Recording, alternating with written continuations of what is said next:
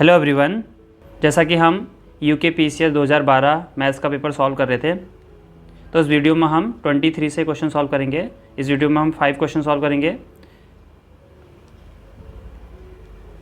तो 23 वाला क्वेश्चन क्या है? एक कक्षा में विद्यार्थियों की औसत आयु 15 वर्ष थी।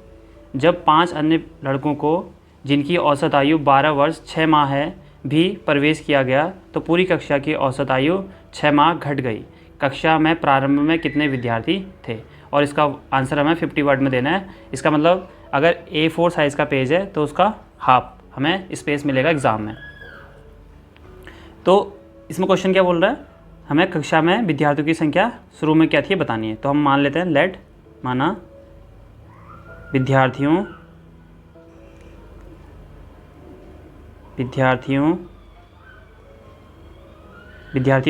की संख्या जो शुरू में थी, ठीक, वो क्या थी? x। ठीक, एक कक्षा में विद्यार्थियों की औसत आयु कितनी है? 15 वर्ष। इसका मतलब अगर उन कक्षा के सारे बच्चों को ऐड करेंगे और उसको x से भाग करेंगे, क्योंकि टोटल संख्या नीचे आती है ना, जो औसत होता है, एवरेज होता है, उसमें क्या होता है, सारे जो नंबर होते हैं उनको ऐड करते हैं और जितने नंबर हैं उससे डिवाइड करते हैं। तो यहाँ पे क्या, हमें टोटल नंबर भी नहीं मालूम है, ये x की वैल्यू भी नहीं मालूम है, और यहाँ पे औसत गिवन है 15। तो अगर इन सब का योग क्या आएगा, इससे इसको मल्टीप्लाई करेंगे तो वो आ जाएगा, है ना। तो इसका मतलब x विद्यार्थियों की आयु का योग कितना हो जाएगा? इस x को इस औसत आयु से गुणा करेंगे तो ये 15x आ जाएगा। ठीक, अब क्या बोल रहा है? जो 5 अन्य विद्यार्थी हम इसमें और ऐड कर रहे हैं, 5 और इसमें ऐड करेंगे, ठीक, और इनका जो औसत आयु कितना है? 12 वर्ष 6 माह। तो यदि 5 अन्य लड़कों की औसत आयु 12 वर्ष 6 माह है, ठीक है, तो इसको चाहो तो मत लिखना क्योंकि स्पेस नहीं होगा, तो डायरेक्ट लिखेंगे 5। तो 5 विद्यार्थियों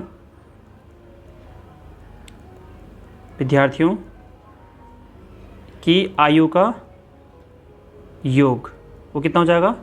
ये जो 12 वर्ष 6 माह है, इसको 6 माह को हम ईयर में बदलेंगे तो 6/12 आ जाएगा।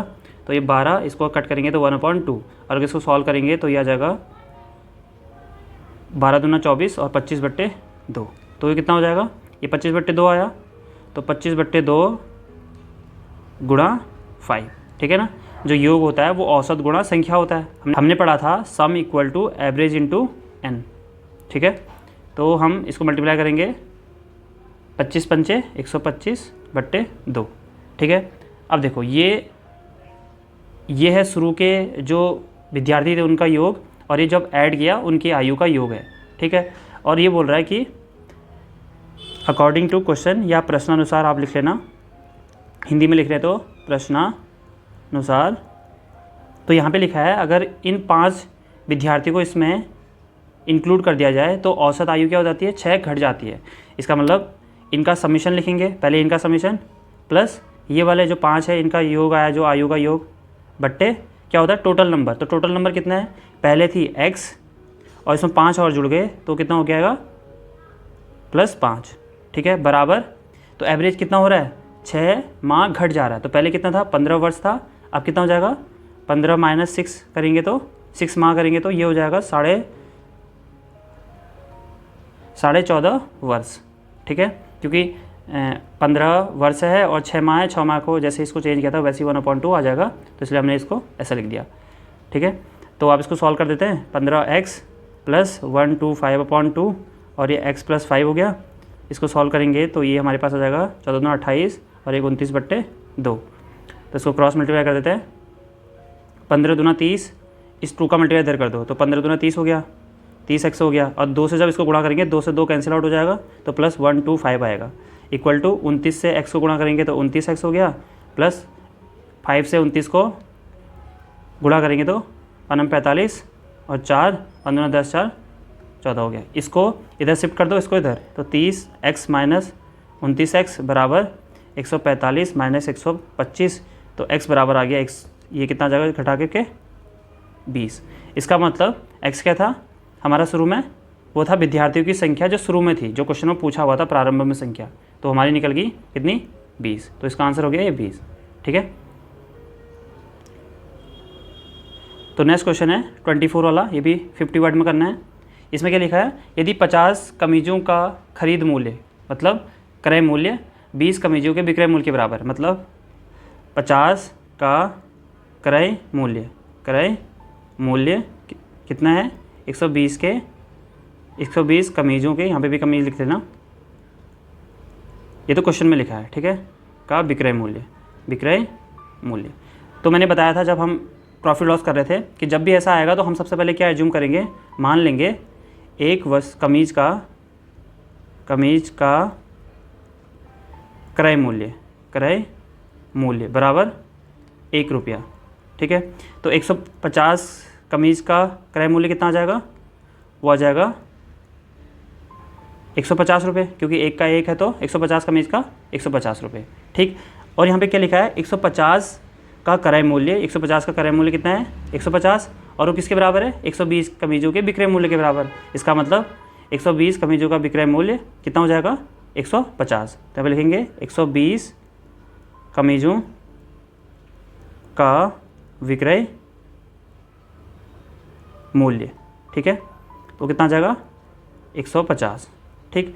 अब हमें इस 120 को 150 बनाना है, क्योंकि हमें क्रय मूल्य पता चल गया 150 का। अगर हम 150 कमीजों का विक्रय मूल्य भी निकाल लेंगे तो हम प्रॉफिट % आसानी से निकाल लेंगे, क्योंकि फिर ये सेम चीज़ें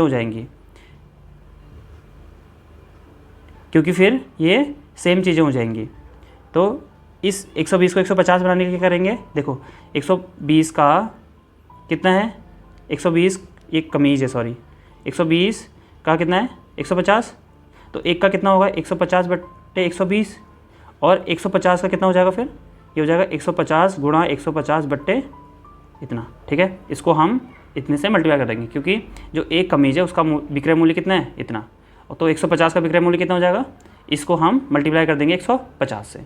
तो ऐसे यहाँ पे लिख सकते हैं 150 कमीजों, तो 150 कमीजों का विक्रय मूल्य बराबर, इसको हटा देंगे, कितना आ जाएगा 150 गुणा 150 बट्टे ये हो जाएगा 120। ठीक है। हमने एक लाइन मिस कर दी क्योंकि हमारे पास स्पेस कम है, और हमें ये भी नहीं लिखना है ये शुरू वाला, क्योंकि ये हमने समझने के लिए लिखा था। ठीक। क्योंकि यहाँ पे ये ऑलरेडी लिखा हुआ है क्वेश्चन में, तो इसको सॉल्व करेंगे, ये आ जाएगा 15 से 15 गुणा करेंगे 225, और 2 जीरो आ जाएंगे, और 120, इसको कैंसिल आउट कर देंगे, तो हमारे पास कितना आया 2250/12। ठीक है। तो अब क्या निकालना है हमें, लाभ %। हमें पता चल गया विक्रय मूल्य कितना है 150 कमीजों का इतना है, और क्रय मूल्य इतना है, तो हम लाभ % आसानी से निकाल लेंगे। तो लाभ % बराबर 2250/12 क्या होता है, लाभ % निकाल लें, इसका मतलब विक्रय मूल्य माइनस क्रय मूल्य अपॉन क्रय मूल्य गुणा 100, यही होता है ना।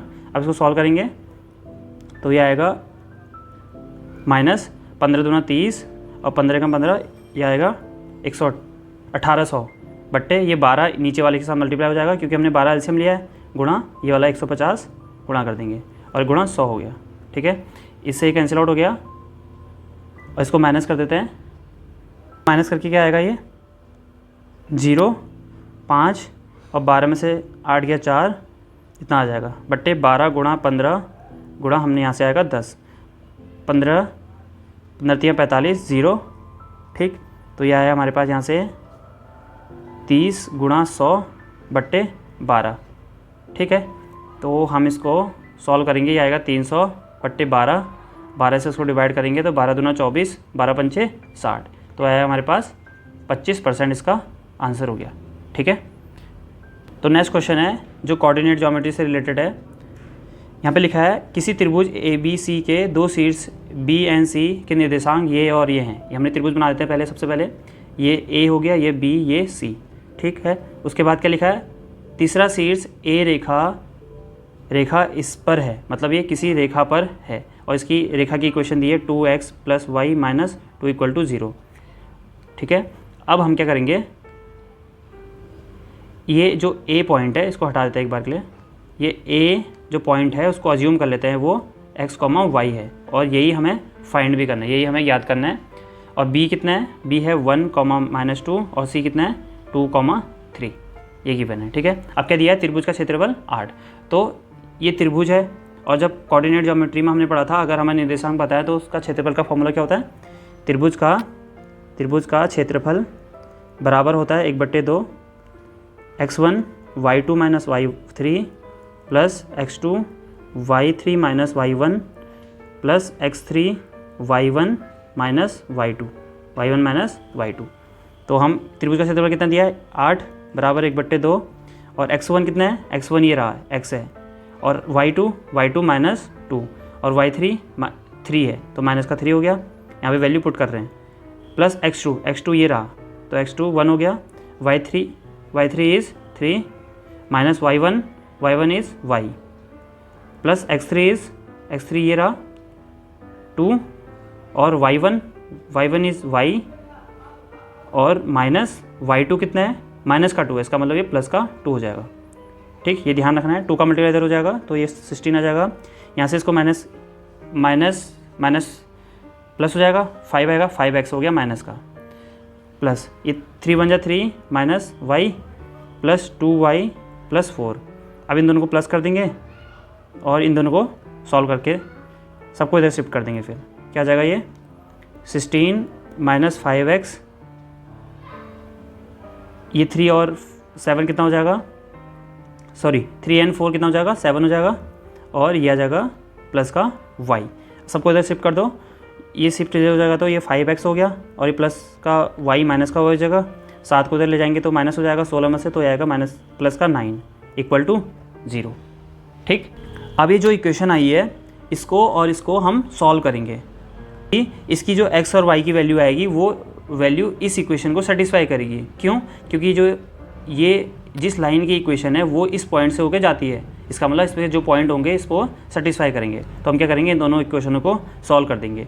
तो इक्वेशन ये हो गया फर्स्ट और इस वाले को हम मान लेंगे सेकेंड, इसको आप लिख लेना शुरू में, इसको फर्स्ट इक्वेशन लेना है या तो इसको सेकेंड। अब क्या कर रहे हैं हम, equation first minus equation plus कर देंगे, क्योंकि यहाँ पे जो y है माइनस का है और यहाँ पे y प्लस का है, तो इक्वेशन 1 प्लस इक्वेशन 2 कर देते हैं। ठीक, तो 1 क्या है, यह है 2x प्लस y माइनस 2 = 0 और सेकेंड क्या है +9 = 0। ठीक है, अब इसको सॉल्व करेंगे तो प्लस हो रहा है तो प्लस माइनस और प्लस कर रहे हैं तो साइन चेंज नहीं होगा, बस इतना सा ध्यान रखना है। ये कितना आएगा 7x आएगा और प्लस का 9 है माइनस का 2 है तो ये भी प्लस का 7 आएगा = 0। तो ये हमारे पास आएगा x = ये -7 हो जाएगा तो माइनस का 7/7, तो x = आ गया -1।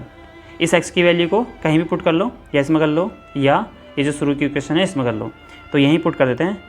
तो यहाँ से 5x = कितना है -1 है, माइनस y प्लस 9 = 0, यह कितना आएगा -5 और -5 अगर 4 से प्लस हो रहा है तो कितना आएगा 4 आएगा, तो y प्लस 4 = 0। तो यहाँ से y = आएगा, ये प्लस का 4 हो जाएगा तो माइनस का 4, माइनस कैंसिल आउट हो जाएगा तो y = आ गया 4। तो हमारे पास जो a के कोऑर्डिनेट्स हैं, a के निर्देशांक वो कितने आ गए, x की वैल्यू, पहले x को लिखते हैं, x की वैल्यू कितनी -1 और y की वैल्यू 4। ये हमारा इसका आंसर हो गया, क्योंकि क्वेश्चन में यही पूछा था a के निर्देशांक ज्ञात करो, तो -1, 4 आ गया।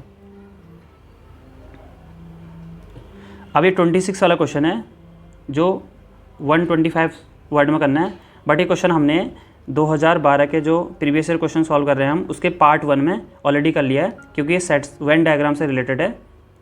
ठीक है, तो हमने उसमें सेट और वेन डायग्राम के क्वेश्चन किए थे, तो आप पार्ट 1 वाली वीडियो को देख सकते हैं 2012 की। तो हम इसमें 27 वाला क्वेश्चन करेंगे। यह है टाइम एंड वर्क से रिलेटेड। किसी कार्य को ए और बी अकेले क्रमशः 7 व 14 दिन में पूरा करते हैं। ए व बी दोनों मिलकर 2 दिन काम करते हैं। तो ए और बी दोनों मिलकर कितने दिन काम करते हैं, 2 दिन। 2 दिन बाद सी उस कार्य में शामिल हो जाता है तो कार्य 1 दिन में पूरा हो जाता है। इसका मतलब सी है उसने एक ही दिन काम किया है। ठीक है, ये ध्यान रखना। उसके बाद क्या बोला है, अकेले सी कितने दिनों में उस कार्य को पूरा करेगा। जैसे यहाँ पे दिया है ए अकेले 7 दिन में पूरा करता है, बी 14 दिन में, तो बताना है कि आंसर में सी कितने दिन में पूरा कर। तो कैसे सॉल्व करेंगे, सबसे पहले ये हमें दिया है ए अकेले 7 दिन में काम करता है, तो ए का 1 दिन का काम ले लेंगे, 1 दिन का काम वो कितना हो जाएगा 1/7। बी का 1 दिन का काम कितना हो जाएगा, 1 दिन का काम 1/14। तो ए प्लस बी का 1 दिन का काम वो कितना हो जाएगा 1/7 प्लस 1/14। इसको सॉल्व करेंगे तो यहाँ 14 एलसीएम हो गया, ये 2 + 1 आ जाएगा, क्योंकि 7 की टेबल में 14 2 टाइम 3/14 आया। तो ए और बी का 1 दिन का काम क्या है, ये है, इसे ध्यान रखना है, ठीक है। अब हमें ए और बी दोनों मिलकर 2 दिन काम करते हैं, ये दिया हुआ है, ठीक है। तो ए प्लस बी का 1 दिन का काम ये था, तो 2 दिन का काम बराबर, इसको 2 से गुणा करेंगे तो 3/14 × 2 यह आएगा 6/14, ठीक। और इसको कैंसिल आउट कर देंगे तो यह आ जाएगा 3/7। इसका मतलब ए और बी का 2 दिन का काम कितना है 3/7। तो उनने 2 दिन में कितना काम कर लिया है, देखो जैसे अगर काम एक, जब भी हम काम को लिखते हैं उसको एक लेते हैं, एक काम करना है, ठीक है। उस काम का उन्होंने इतना पार्ट कर लिया, मतलब इतना काम कर लिया, तो कितना काम बचा रहेगा, 2 दिन में इतना काम कर लिया, तो शेष बचा वर्क या काम बराबर 1 - 3/7 करेंगे, और इसको सॉल्व करेंगे तो यह आएगा 7 - 3/7 कितना आएगा 4/7, ठीक है। तो जो शेष बचा हुआ काम है वो 4/7 है, और इस काम को ए बी और सी मिलके करते हैं और ये काम कंप्लीट हो जाता है 1 दिन में। यहाँ पे लिखा हुआ है ना क्वेश्चन में कि 2 दिन के बाद सी कार्य में शामिल हो जाता है, तो कार्य 1 दिन में ही पूरा हो जाता है। इसका मतलब जो तीसरा दिन था उसमें ए प्लस बी प्लस सी ने मिलके इस पूरे काम को कंप्लीट करना है, ठीक। अब देखो ये तीसरा दिन मतलब 1 दिन है, तो 1 दिन का हमने ए प्लस बी का काम निकाल दिया कितना 3/14, तो इसको हम लिख सकते हैं 3/14, और सी का हमने ज्ञात करना है। तो अगर यहाँ पे एक चीज़ और अज्यूम कर लेना, शुरू में जो हमें निकालना है यहाँ पे लिख लेना इसको, इस वाली जगह पे, तो मैं यहाँ पे लिख दे रहा हूँ, क्या लिखेंगे, सी कार्य अकेले, यहाँ पे माना लिख देना, माना अकेले सी कार्य को पूरा करता या करेगा बराबर x दिन या डेज, ठीक है, x दिन हो गया। तो अगर c जैसे हमने यहाँ पे दिया था कि a काम को 7 दिन में पूरा करता है और b कितने दिन में करता है 14 दिन में, तो a अगर 7 दिन में पूरा करता है तो a का 1 दिन का काम क्या होगा 1/7, ऐसे ही c का भी 1 दिन का काम क्या होगा 1/x, क्योंकि हमने x दिन लिया है। तो ये जो है ये तीसरे दिन के लिए, तीसरा दिन मतलब 1 दिन होगा, तो a प्लस बी का 1 दिन का काम कितना है ये हमने निकाला है, a प्लस बी का 1 दिन का काम 3/3/14, तो ये 3/14 हो गया, प्लस c का 1 दिन का काम क्या होगा 1/x, ये यहाँ से निकल गया, ठीक है। तो इक्वल टू 4/7। अब हम इसको सॉल्व करेंगे और हमारी x की वैल्यू जो आएगी वही इसका आंसर होगा। तो 1/x इक्वल टू 4/7, इसको अगर शिफ्ट करेंगे माइनस का 3/14 हो गया, तो 1/x इक्वल टू इसका एलसीएम हो गया 14, 7 के टेबल में 14 2 टाइम, तो 4 2 8 - 3, तो ये आ जाएगा 1/x इक्वल टू 5/14, और अगर इसको उल्टा कर देंगे तो x इक्वल टू आ जाएगा 14/5 डेज, ठीक है, क्योंकि हमने x को पहले डे ही लिया है। तो इसका मतलब जो c है वो इतने दिन में काम पूरा करेगा, इसको हम डिवाइड कर लेंगे तो ये आ जाएगा 4/5 दिन, ये इसका आंसर हो गया। तो इस वीडियो का लास्ट क्वेश्चन है, 12% वार्षिक साधारण ब्याज की दर से एक व्यक्ति बैंक से 30,000 उधार लेता है, 30,000 रुपये उधार लेता है, 2 वर्ष के बाद 15,200 रुपये बैंक को अदा करता है, मतलब लौटा देता है। कर्ज को पूरा अदा करने के लिए और 2 वर्ष बाद उसे कितना रुपया देना पड़ेगा। तो सबसे पहले हम क्या करेंगे, पहले हम 2 वर्ष के लिए कितना ब्याज देना पड़ेगा वो निकालेंगे, ठीक है। देखो कुछ बच्चे इसमें गलतियाँ करते हैं, क्या गलतियाँ करते हैं कि वो पहले 4 वर्ष का ब्याज निकाल देते हैं, फिर जितना आएगा उसमें इसको माइनस कर देते हैं इस वाले को, क्योंकि इतने रुपये उसने दे दिया, ठीक है, और फिर जो बचेगा वो आंसर हो जाएगा। बट वो गलत है, हम डायरेक्ट 4 वर्ष का नहीं निकालेंगे, पहले 2 वर्ष के लिए करेंगे। ऐसा क्यों? जैसे फॉर एग्जांपल समझ सकते हो, आपने उधार की जगह पे आपने क्या किया, बैंक में 30,000 रुपये जमा किए, ठीक, तो आपको बैंक इस 30,000 रुपये क्या देगी, इंटरेस्ट देगी, ब्याज देगी। मान लो आपने 2 साल में इतने रुपये निकाल लिए, ठीक, तो बैंक आपको किस में ब्याज देगी? फिर आपको निकालने के बाद इसको माइनस करना पड़ेगा, जो भी बचेगा उस वाले में ब्याज देगी, क्योंकि साधारण ब्याज में जो ब्याज मिलता है, जो इंटरेस्ट मिलता है, वो किस पे मिलता है, वो मूलधन पे मिलता है, मतलब प्रिंसिपल पे मिलता है। तो अब हम क्वेश्चन को सॉल्व करते हैं। इसमें क्या गिवन है हमें, शुरू में मूलधन या प्रिंसिपल बोल सकते हो, वो कितना दिया है, 30,000 दिया है, ठीक, और जो रेट दिया है या दर दिया है, दर या आर जो दिया है वो दिया है 12%, ठीक, और टाइम कितना है, हम 2 साल के लिए निकालेंगे पहले, और समय ले लेंगे, टाइम ले लेंगे 2 ईयर, ठीक। तो जो आई होगा या ब्याज होगा, इंटरेस्ट होगा, ब्याज बराबर P into R into T होता है, अपॉन 100 होता है, T अपॉन 100, तो ये हो जाएगा 30,000 इंटू 12 गुणा 2/100, इसको कैंसिल आउट कर देंगे, तो ये 12 दूना 24 और 24 तियाँ 72। तो अब ये हमारा क्या आ गया, इसका ब्याज आ गया। तो इसका मतलब मिश्रधन क्या होगा, मिश्रधन मतलब अमाउंट क्या हो जाएगा, ये P प्लस आई, P कितना है, P है 30,000 प्लस 7200, इसको प्लस करेंगे, ये आ जाएगा 37200, ठीक। तो इसका मतलब अगर 2 साल में पैसे वापस करता तो उसको कितने पैसे वापस करने पड़ते, 3,720 रुपये पैसे वापस करने पड़ते, बट उसने 2 साल में कितने पैसे वापस किए हैं, 15,200। इसका मतलब शेष बचा धन बराबर कितना हो जाएगा, 37 माइनस 15,200, तो ये आ जाएगा, इसको माइनस करेंगे तो 0 0 0 2 एंड 2, तो यह 22,000। तो अब हम 22,000 के लिए, अब इसमें लिखा है ना 2 वर्ष बाद, अगले 2 वर्ष बाद वो कितने रुपए देगा, तो अब हम इस 22,000 के लिए मिश्रधन निकालेंगे और वो उतने ही रुपए बैंक को अदा करेगा या वापस करेगा। तो ये भी P हो गया, P बराबर, तो फिर से यहाँ पे सीधे लिख देते हैं, ब्याज बराबर P into R into T upon 100, तो 22,000 गुणा रेट तो वही रहेगा जो ऊपर था 12%, और उसको 2 साल में लौटाने थे तो 2/100, इसको कैंसिल आउट कर देंगे, तो ये आ जाएगा हमारे पास यहाँ से 22 0 गुणा 12 दूना 24, और इसको 24 इंटू 2 करेंगे तो ये 8 और 4 इंटू 8 एंड 4, तो 825,